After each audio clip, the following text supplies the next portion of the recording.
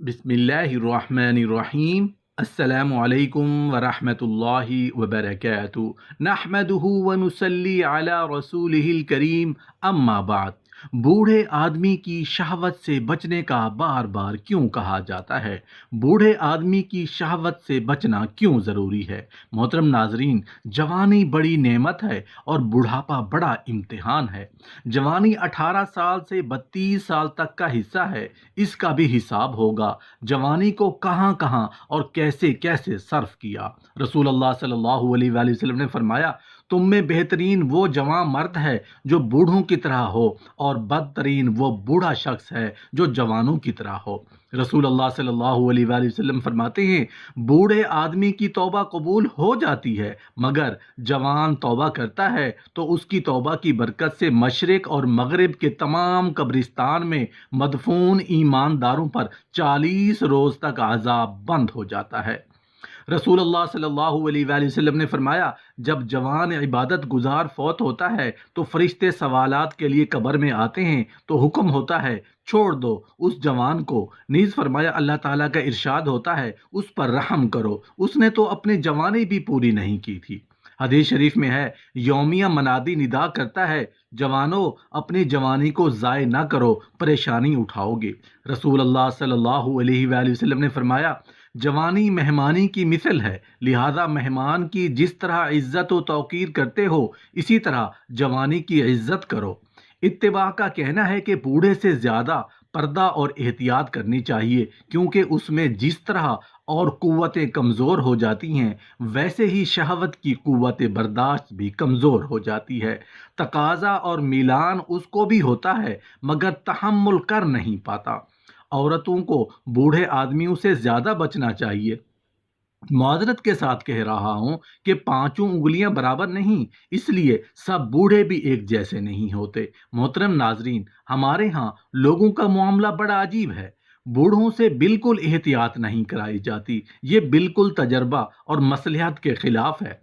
शहावत तो बूढ़ों में भी होती है, लेकिन चूंकि वो किसी काम के नहीं रहते, इसलिए बुजुर्ग रहते हैं। मीलान कल्ब खूब रहता है, ये नहीं कि मीलान ना हो।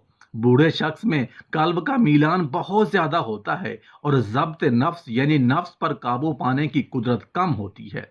यही वजह है कि अक्सर बूढ़े लोगों के नागवार वाकयात ज्यादा सुनने गए हैं।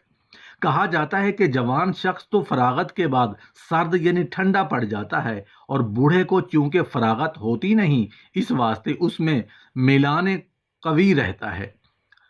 हुस्न और खूबसूरती को सोच सोच कर मजे लेता रहता है, जो कल्ब का जिना है। बुजुर्गों से जरूर बचना चाहिए।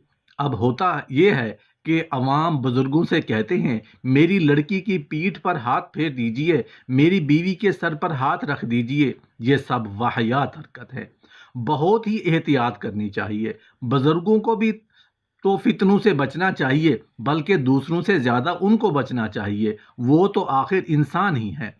लोग औरतों को बुजुर्गों से बचाते ही नहीं, हालांकि बुजुर्गों में शहावत की कुव्वत ज्यादा होती है। बाज मर्तबा बूढ़ों को इंतशार उज़्व ना होने की वजह से शहावत ना होने का धोखा हो जाता है, मगर यह ख्याल गलत है। उज़्व का मुंतशिर ना होना आसाबी कमजोरी की वजह से होता है, बाकी शहावत जरूर होती है। जवान मर्द से आदतन औरतें ज्यादा परहेज करती हैं, और बूढ़ों को तो वो फरिश्ता समझती हैं, इसलिए इससे ज्यादा एहतियात दरकार है। बुजुर्गों का अदराक बहुत सही होता है। आवाज से ये लोग इस्तदलाल कर सकते हैं, सूरत से ये इस्तदलाल कर सकते हैं, लबो लहजा से ये इस्तदलाल कर सकते हैं, चाल ढाल से ये इस्तदलाल कर सकते हैं। उनके इस्तदलाल गजब के होते हैं। अगर कोई कहे कि निगाह पर मदार होता है, तो अंधे जिना ज्यादा करते हैं। मोहतरम नाजरीन, अंधे भी उसी की बदौलत मुब्तला होते हैं। आवाज़ सुनकर तसव्वुर करते हैं कि यह लड़का या औरत खूबसूरत होगा या होगी, तो उनके दिल में भी यही तसव्वुर अव्वल होता है। इसमें जो देखने की चीज़ है वो ऐसी होगी। अगर लमस से आशिक होते हैं तो रोई बहुत नरम होती है, उस पर क्यों आशिक नहीं? गो उनके अंदर ज़ाहिरी निगाह नहीं है, मगर दिल की निगाह तो है, इसी से वो काम लेते हैं। ये मर्ज अव्वल जवानी में पैदा होता है, बल्कि सब गुनाहों की यही शान है। अव्वल जवानी में तकाजे की वजह से किया जाता है, پھر وہ مرض اور روگ لگ جاتا ہے۔ جیسے حقہ اول کسی مرض کی وجہ سے پینا شروع کیا تھا، مگر یہ مرض لگ جاتا ہے اور شغل ہو جاتا ہے۔ لیکن جوان اور بوڑھے میں فرق یہ ہے کہ جوان آدمی تو معالجہ کے لیے کسی سے کہہ بھی دیتا ہے، اور بوڑھا آدمی شرم کی وجہ سے کسی سے کہتا بھی نہیں۔ اس کے مخفی رہنے کی وجہ سے اس میں کثرت سے ابتلا ہے۔ شیطان اول تو اچھی نیت سے دکھلاتا ہے، چند روز کے بعد جب محبت جانگزی ہوتی ہے تو پھر نگاہ کو ناپاک کر دیتا ہے۔ تو ضروری ہے، امر یہ ہے کہ علاقہ تعلق ہی نہ کرو، اور علاقہ ہوتا ہے تو نظر سے، لہٰذا نظر ہی نہ کرو۔ غالباً حدیث میں ہے کہ، یا کسی بزرگ کا قول ہے کہ نظر کرنا ابلیس کے ہتھیاروں میں سے ایک ہتھیار ہے۔ یہ نظر ایسی چیز ہے کہ اس کا اثر پیدا ہونے کے بعد بھی مدت تک یہ بھی نہیں معلوم ہوتا کہ ہم کو تعلق ہو گیا، بلکہ جب کبھی محبوب جدا ہوتا ہے اس وقت قلب میں ایک سوزش سی پیدا ہوتی ہے، اس وقت معلوم ہوتا ہے کہ تعلق ہو گیا، اور جس قدر یہ سوزش بڑھتی ہے خدا کی محبت کم ہوتی جاتی ہے، اور اس سے خدا تعالیٰ کو بہت غیرت آتی ہے۔ بڑا بھاری گناہ جس کو لوگ ہلکا سمجھتے ہیں نظر کا گناہ ہے، اور بھاری میں نے اس کو باعتبار آثار سے کہا ہے کہ اس کی ایسی مثال ہے جیسے گھڑی کے اندر بال کمانی ہوتی ہے کہ دیکھنے میں تو چھوٹی سی شے ہے، لیکن سارا چرخہ گھڑی کا اسی پر چلتا ہے۔ اسی طرح آنکھوں سے جو شعاعیں نکلتی ہیں وہ بال کمانی سے بھی زیادہ باریک ہیں، لیکن قلب جو سلطان جسم ہے اسی پر چلتا ہے۔ پھر قلب پر تمام چرخہ جسم کا حرکت کرتا ہے۔ یہ آنکھیں تمام امراض کی جڑ ہیں، اور اسی کو لوگ ہلکا سمجھتے ہیں۔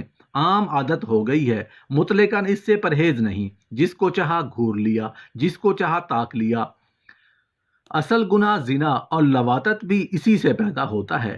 یہی وجہ ہے کہ بعض مرتبہ بازار میں آدمی چلا جا رہا ہے اور کوئی آواز آئی تو اس کی طرف نگاہ خوبصورتی کے گمان سے اٹھتی ہے، اور اگر یہ معلوم ہو کہ بدصورت ہے تو کبھی اس کی طرف نہ دکھے۔ پس یہ نگاہ کیا ہے؟ دلال معاصی ہے۔ اسی واسطے حق تعالیٰ نے حفظ فروج یعنی شرمگاہوں کی حفاظت کے امر سے پہلے حکم فرمایا ہے، نگاہیں نیچی رکھو۔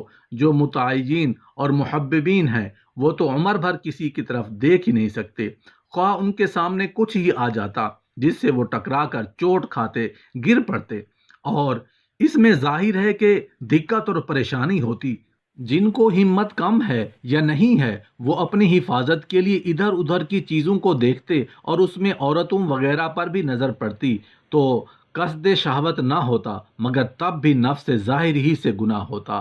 من نہ ہونے سے علل اخلاق غضب بصر واجب ہوتا ہے، اور اس طرح گنہگار ہوتے ہیں۔ اس لیے من ابصارہم فرمایا، مطلب یہ ہے کہ بعض نگاہیں نیچی رکھیں، یعنی وہ نگاہ جو قصداً نامحرم کی طرف ہو اس سے نظر فجات ہے، یعنی اچانک نگاہ مستثنا ہوگی۔ مثلا دیکھا تھا یہ خیال کر کے کہ ہمارا بھائی آ رہا ہے، اور اتفاق سے کسی عورت پر نگاہ پڑ گئی تو اس کا گناہ نہیں ہوگا۔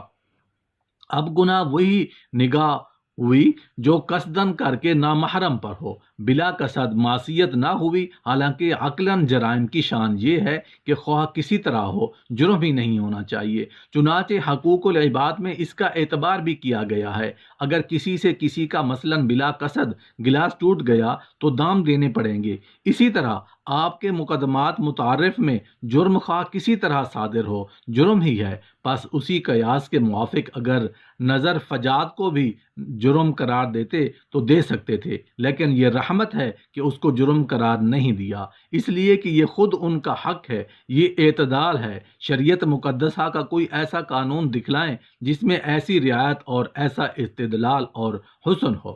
یہ گناہ اللہ تعالیٰ کا بہت ناپسند ہے۔ چنانچہ حدیث میں ہے کہ رسول اللہ صلی اللہ علیہ وآلہ وسلم نے ارشاد فرمایا، میں بہت غیرت مند ہوں اور اللہ تعالیٰ ہم سے زیادہ غیرت مند ہے، اور اسی غیرت کی وجہ سے اللہ تعالیٰ نے بے شرمی کی باتوں کو حرام قرار دیا ہے، چاہے اس کی برائی کھلی ہو یا اندرونی ہو، اور یہ سب خواہش ہیں، آنکھ سے دیکھنا، ہاتھ سے پکڑنا، پاؤں سے چلنا، کیونکہ ان سب کو شارع نے زنا ٹھہرایا ہے۔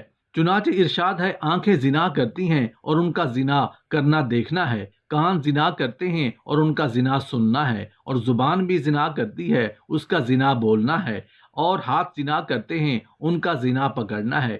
اسی وقت لوگوں میں یہ مرض شدت سے پھیل رہا ہے، کوئی تو خاص اصل ہی گناہ میں مبتلا ہے اور کوئی اس کے مقدمات میں، یعنی اجنبی لڑکے یا اجنبی عورت پر نظر کرنا، حدیث میں ہے کہ اس میں ہاتھ لگانا، بری نگاہ سے دیکھنا، سب داخل ہو گئے۔ یہاں تک کہ جو خوش کرنے کے لیے کسی حسین لڑکی یا لڑکے سے باتیں کرنا، یہ بھی زنا اور لواطت میں داخل ہے۔ اور قلب کا زنا سوچنا ہے جس سے لذت حاصل ہو، تو جیسے زنا میں تفصیل ہے ایسے ہی لواطت میں بھی۔